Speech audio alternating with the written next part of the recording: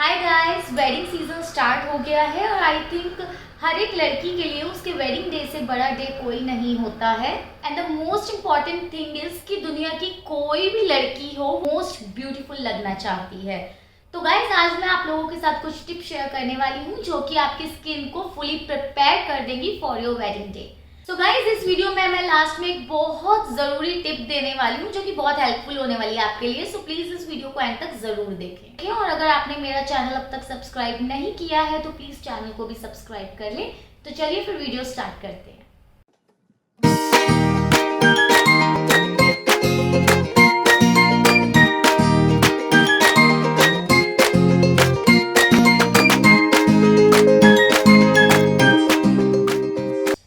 Number 1, always try a product before. Guys, wedding के time पे बहुत सारे फंक्शंस होते हैं जिसपे कुछ फंक्शंस में हम लोग मेकअप आर्टिस्ट से रेडी होते हैं और कुछ पे हम लोग खुद ही रेडी हो लेते हैं।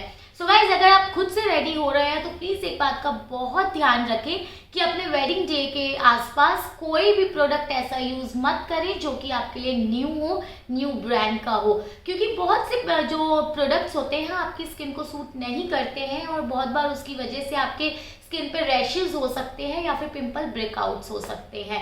और अगर एक बार उनके स्कार्स आ जाए तो उन्हें रिमूव होने में बहुत टाइम लग जाता है। तो इसलिए आपने जब भी कोई प्रोडक्ट बाय करना है तो ट्राई करें कि अपने वेडिंग डे से अप्रॉक्स 2 to 3 मंथ पहले उसे परचेज करें और उस बीच में 2 to 3 टाइम्स उस प्रोडक्ट को यूज करके देख लें, जिससे कि आपको पता चल जाए कि वो आपकी स्किन को सूट कर भी रहा है या नहीं। Tip 2, take a complete rest. So guys, wedding days में हमारा जो रूटीन होता है बहुत ही ज़्यादा बिजी हो जाता है। कभी हम लोग शॉपिंग के लिए जा रहे होते हैं, कभी हमारी सिटिंग्स हो रही होती हैं, तो इस सब के बीच में हम लोग रेस्ट नहीं कर पाते हैं। और अगर हम लोग रेस्टलेसनेस फील कर रहे होते हैं तो उस टायर्डनेस की वजह से हमारा फेस डल लगने लगता है और अपनी वेडिंग को हम बिल्कुल भी इंजॉय नहीं कर पाते हैं उस टायर्डनेस की वजह से। तो इसलिए गाइस, जितना हो सके आप एक टाइम फ्रेम को सेट कर लें और अपनी सारी शॉपिंग उसी टाइम फ्रेम में करें और जो आपका वेडिंग वीक हो उसमें आप कंप्लीट रेस्ट करें। इवन उस टाइम फ्रेम में जो कि वेडिंग वीक से पहले का है उसमें आपकी सारी शॉपिंग कंप्लीट हो जानी चाहिए, सो दैट उस टाइम में आप कंप्लीट रेस्ट ले पाएं। क्योंकि यार होता क्या है ना कि जो रिलेटिव्स होते हैं, हमारे फ्रेंड्स होते हैं, वो फिर भी रेस्ट कर सकते हैं वेडिंग टाइम में, बट जो ब्राइड और ग्रूम होते हैं वो बिल्कुल भी रेस्ट नहीं कर पाते हैं अपना जो वेडिंग डे होता है। इवन आप उसके 2 to 3 डेज बाद तक भी रेस्ट नहीं कर पाते हैं क्योंकि कभी कोई रिलेटिव्स आ जाते हैं या फिर कभी आपको कहीं जाना पड़ जाता है। तो इसलिए ट्राई करें कि जो आपका वेडिंग वीक है उसी में आप पूरा रेस्ट ले लें। Tip 3, take a proper sleep. यार, आई नो कि वेडिंग डे बहुत ज़्यादा एक्साइटमेंट वाली चीज़ होती है और यहाँ तक कि हम लोग नर्वसनेस भी फील कर रहे होते हैं और इन सब वजह से हमारे जो स्लीप है वो एक प्रॉपर वे में नहीं हो पाती है। और क्योंकि हम एक प्रॉपर स्लीप नहीं ले पाते हैं उसकी वजह से हमें डार्क सर्कल्स हो जाते हैं और ये तो आपको पता ही है कि फेस पे डार्क सर्कल हो तो फेस वैसे ही डल लगने लगता है। तो फिर आई थिंक सिर्फ एक ब्राइडल मेकअप तो आपके उन डार्क सर्कल्स को हाइड कर सकता है, बट आफ्टर मैरिज जब आपको खुद से मेकअप करना होगा तो उस वक्त थोड़ा सा मुश्किल हो जाएगा अगर बहुत ज़्यादा डार्क सर्कल्स हो जाएंगे आपके। तो इसीलिए ट्राई करें कि आप एक प्रॉपर स्लीप ले पाएँ जिसकी वजह से आपके फेस पे टायर्डनेस ना नजर आए और आपके डार्क सर्कल्स भी ना आए। Tip number 4, don't take hair cut at the time of wedding. So guys, होता क्या है कि जब हम लोग बात करते हैं हमारे वेडिंग डे की तो बहुत सी चीज़ें हमारे माइंड में आती है और उन्हीं में से एक होता है हेयर कट। हम लोग सोचते हैं कि वेडिंग आ रही है हमारी तो हम एक अच्छा सा हेयर कट ले लें, बट प्लीज़ गाइज अवॉइड करें किसी भी टाइप का हेयर कट लेना। लाइक बहुत से लोग लेज़र कट ले लेते हैं, लेयर कट ले लेते हैं या फिर फ्रंट फ्लिक्स करा लेते हैं। तो उससे होता क्या है कि जब आप वेडिंग टाइम पे अपना बन बना रहे होते हैं तो उस वक्त बहुत ज़्यादा दिक्कत आती है जो मेकअप आर्टिस्ट होती है उन्हें भी और आपको भी, क्योंकि अगर आपने फ्लिक्स रखी है आगे तो आपका फ्रंट डिज़ाइन तो बन ही नहीं पाएगा। हेयर स्टाइल बनाने में बहुत प्रॉब्लम आती है। इसलिए बेटर है कि आप कोई भी हेयर कट ना लें अपने वेडिंग के टाइम पे। वेडिंग के बाद आप कोई सा भी हेयर कट ले सकते हैं जो आपको सूट करे। Tip number 4, take a proper diet and hygienic food. So guys, होता क्या है कि हम लोग जब बहुत ज़्यादा बिजी हो रहे होते हैं वेडिंग टाइम में, क्योंकि कभी हमें शॉपिंग के लिए जाना है, कभी हमें सिटिंग्स के लिए जाना है और कभी हम टेलर के पास जा रहे होते हैं, कभी मेकअप आर्टिस्ट ढूंढ रहे होते हैं, तो ऐसे टाइम पे हमारा जो पूरा रूटीन होता है वो बहुत ज़्यादा खराब हो जाता है।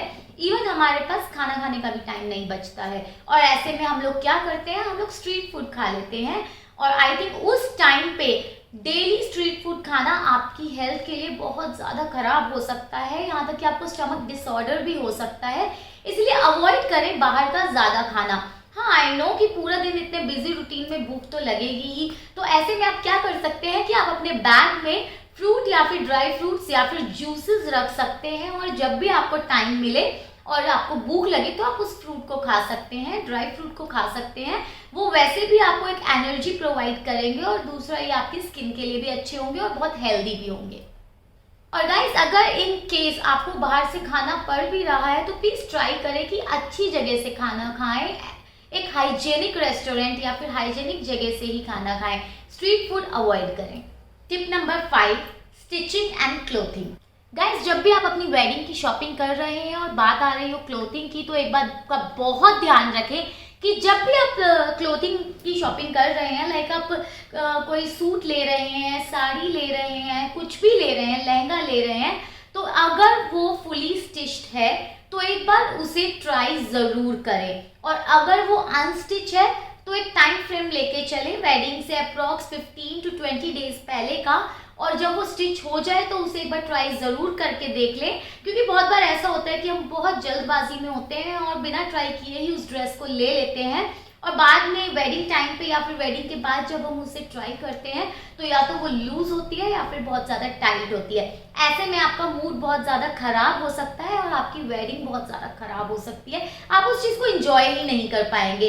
इसलिए बेटर है कि आप एक बार उस क्लोथ को ट्राई ज़रूर करके देखें। और गाइस, अगर आप सूट या फिर ब्लाउज स्टिच करा रहे हैं तो एक बात का बहुत ध्यान रखें कि उसमें कुछ एक्स्ट्रा मार्जिन ज़रूर लेके चलें, क्योंकि बहुत बार मैरिज के बाद आपकी हेल्थ में चेंजेस आ जाते हैं, बिकॉज एनवायरनमेंट चेंज हो जाता है और इवन बहुत से चेंजेस आते हैं। तो इसीलिए आप ट्राई करें कि आपके जो सूट है या ब्लाउज है उसमें मार्जिन हो, कि कभी आपको उसको ओपन भी कराना पड़े या फिर टाइट कराना पड़े तो आपको कोई दिक्कत ना आए। और गाइस, एक बहुत ज़रूरी बात जो कि आई थिंक हम लोग बिल्कुल ध्यान नहीं देते हैं उस चीज़ पे, लीस्ट बॉदर्ड चीज़ होती है वो, बट मैंने खुद अपनी वेडिंग के बाद उस चीज़ को फेस किया, इसलिए मैं आप लोगों के साथ शेयर करना चाहती हूँ कि जब भी आप गाउन ले रहे हैं या सूट ले रहे हैं या फिर कुछ भी स्टिच करा रहे हैं, और अगर आप उसमें स्लीव्स रखवा रहे हैं तो प्लीज आप लोग याद रखें कि वो स्लीव्स थोड़ी सी लूज हो।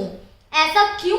क्योंकि हम लोगों ने जो चूड़ा पहना होता है बहुत बार वो रस्म का चूड़ा होता है और उसको हम उतार नहीं सकते होते हैं। तो जब आप उस सूट को पहनते हैं या फिर गाउन को पहनते हैं और स्लीव्स अगर बहुत ज्यादा फिटेड है तो आपको चूड़े में उसे चढ़ाना बहुत ज्यादा मुश्किल हो जाएगा, और ऐसे में क्या हो सकता है कि या तो आपकी वो स्लीव्स फट सकती हैं या फिर आपको खुद को भी हाथ पे लग सकती है। इसलिए ऐसा कुछ भी ना हो, इस चीज को अवॉइड करने के लिए ट्राई करें कि अपनी स्लीव्स को थोड़ा सा लूज रखवाएं। सो गाइज, मैंने ये वेडिंग की टिप्स आपके साथ शेयर कर दी हैं एंड आई होप कि ये टिप्स को आप बहुत अच्छे से फॉलो करें और आपकी वेडिंग बहुत इंजॉयमेंट और बहुत एंटरटेनिंग रहे। So happy wedding. और गाइज, अगर आप वेडिंग से रिलेटेड कुछ भी पूछना चाहते हैं, मेकअप किट से रिलेटेड कुछ भी पूछना चाहते हैं या फिर लेटेस्ट सूट डिजाइन वगैरह के बारे में जानना चाहते हैं तो आप मुझे कमेंट कर सकते हैं। Thank you.